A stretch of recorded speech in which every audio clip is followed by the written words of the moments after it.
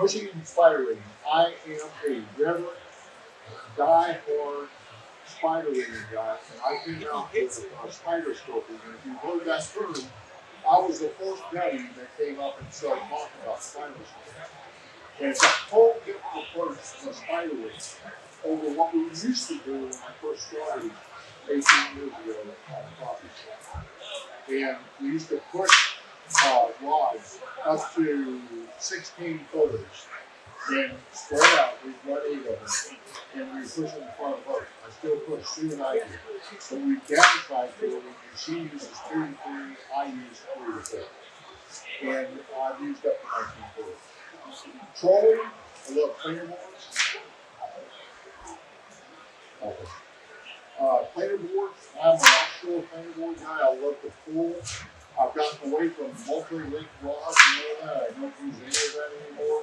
I use nothing but planer board. I can fish 8 of them out behind me and go out as far as I want to go. But I'll run 150 feet out and tailor them in 25 feet between each one to your boat.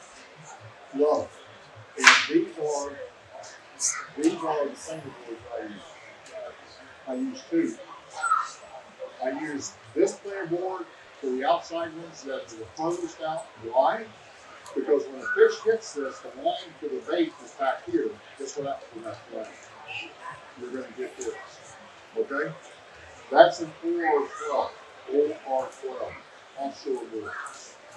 These were actually, I helped them develop these. And these are basically called a crappie board. And the idea was no flag. The idea was when you get a small crappie on this, it's going to pull back. You get a big crappie on this, it disappears. I mean, it just flat disappears.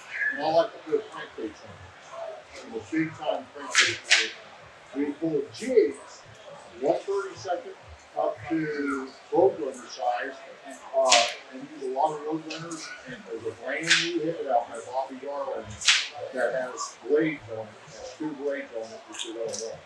So pulling roadrunners and those things. Okay.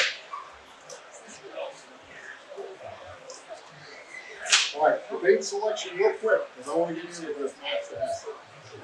I love any bits. I'm a Bobby Garland any bit guy. And I love small. The 80 bits were an answer to hair jigs. We were at Wally Marshall's show on one of his tournaments. I think it was table. And when we got done with it, we went to that show and we talked about what size bait we had to use on table because it's clear. It's like Smith Lake. It's a clear water environment. So what we did is we got talking about how you can develop a product in plastics that would match that. And I do seminars in Canada, and I've seen a lot of guys have showed me all kinds of baits they use for everything.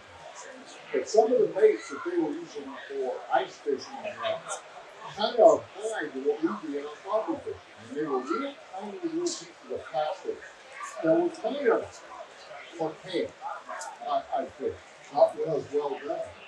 And so what I found was that I came back and I told Skyler, Bobby Garland, Jerry Garland, I said, we got to look at this. And so we had some of the elite pros that were still around to talk about it, and we talked about any bits for long time. And now there's so many colors of itty bits and styles that it's hard to choose. You go into a store, which ones should I get? I'm going to help narrow it down for you. And some of the heads on the Roadrunner, Bobby Garland, and Bobby Garland has brand new heads out that are unpainted, that are round heads, that with small hooks, number 4s up to that number 1 on the apex. And those heads you can use in deeper water or shallow water. Okay, if you're fishing clear water, and I mean like Smith Lake water, you're going to have to use lighter lines, 2 pound, 4 pound test, and that because they can see it so well in that clear water. Most of the time, most of the water we fish are not that clear. You know, Table Rock, Bull Shoals, Smith Lake, some of your other river systems are really clear. Your piece of chain in some places is clear. do lighter lines. Most of the time, what Sue and I use are 8 and 10 pound fish. We use 8 pounds. We use Gamma Fishing because it's a cold tolerant. And we also have fluorocarbon if you like to use fluorocarbon leader. Why? Because it's thin. So instead of floating, it's thin. Okay. I'm going to terminate this one to go into this one because this is so important. I don't want you to walk away from here without seeing this presentation. I've been wanting to do this presentation. I put it together and I finally brainstormed it this week. I said, I got to do this presentation. I'm going to do this presentation other places. I'm going to pick up the can again too. Match to hatch definition. The process of analyzing, observing what crappie eat in their specific environment, different times of the year, and water conditions. Apply the findings to select the bait size, color, and type to closely match the result. All those factors play in. Hey, let's check out AMP Custom Apparel booth. They're doing a giveaway, So, raffling now off you're a saying, damn, brand new that's a turtle big box statement. and a custom rod. So I'm going to go from here down to this now. AMP Custom Apparel. Okay. What do crappie normally eat in Alabama? They normally eat minnows of all different types. They eat insects, and they're eating more insects than we realize, or we realized in the past. Grass shrimp. You said grass shrimp in Alabama? We have grass shrimp? Yeah. Did you know that there are grass shrimp in almost every body of water there exists? If you have water grass of any kind, pond grass, but it's just this tall on the bottom, you'll have grass shrimp. And why is that important? It's important because grass shrimp actually are a major staple of bluegill, hybrid bluegill, crappie, small bass, and everything that comes up through the food chain. They're very important. And they're no bigger than usually an inch. They eat small. Okay? And then the fish spawns, I want to talk about that. The fish spawns, when all the different species of fish spawn, how big are the minnows? How big are the spawns? Tiny, right? They're real small. So when you have a shad spawn, you've got tiny, tiny fish, right? When you have a minnow spawn, if it's just pond minnows, they're tiny. If you have catfish spawn, they're tiny. And if you have crappie spawns and bluegill spawns, which spawn a lot, you have waves of these that come out into the fishery, except winter. East Texas Pigeons Rod Company. Come get your custom rod built. Right.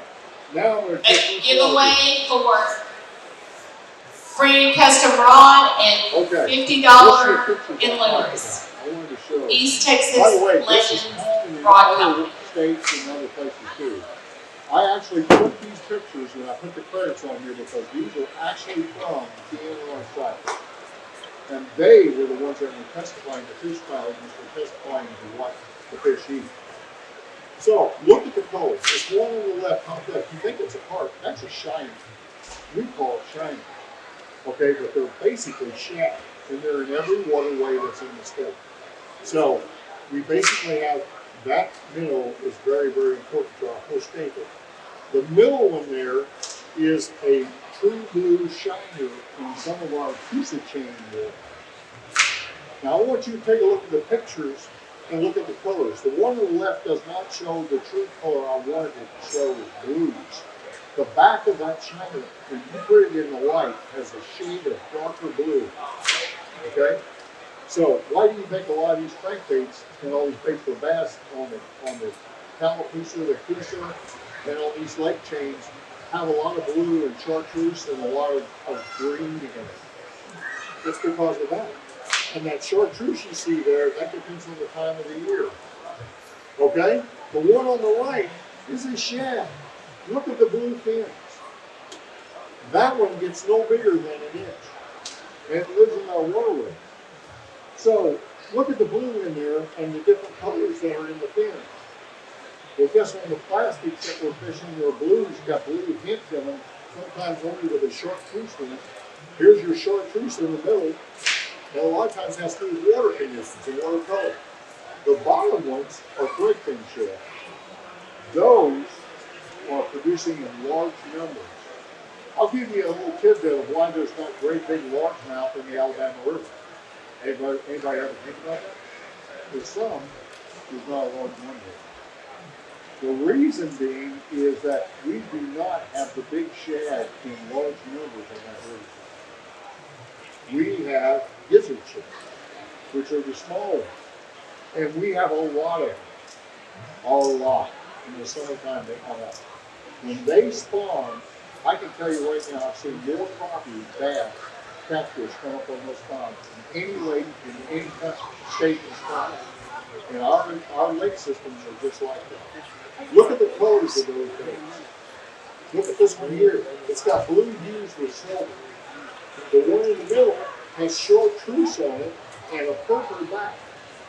Purple, blue, chartreuse, major colors for crappie, huge colors for crappie. You're going to see plastics here for sale that have those colors in it. Okay?